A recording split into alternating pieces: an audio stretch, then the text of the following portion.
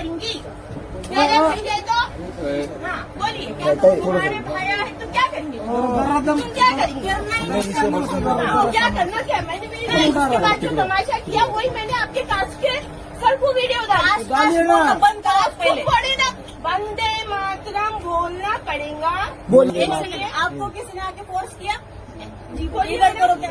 आपको किसने force KIA? आप क्या बोल रहे हैं आप लोग? इस मिट्टी का खा के इस मिट्टी में रहना पड़ेगा ना। आपके पास कोई पर्सनली आया आपको बोलने के लिए? पास तो पर्सनली आया। अगर बोला भी होगा तो आपको पर्सनली नहीं बोला है। पर्सनल मन म्हणाल का तुला? ओके,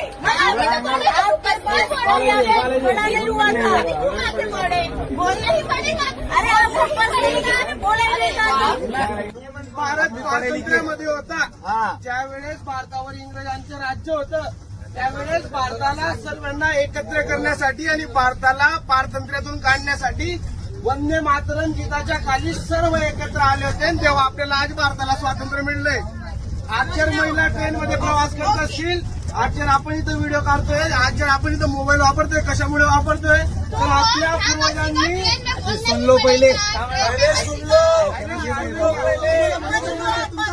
ऐकून घ्या तर त्यावेळेस वंदे मातरम गीत त्याच्यासाठी होतं तर भारताला स्वातंत्र्य मिळवून देण्यासाठी होतं आणि आज आपण वंदे मातरम गीतासाठी मोठं काम करतोय।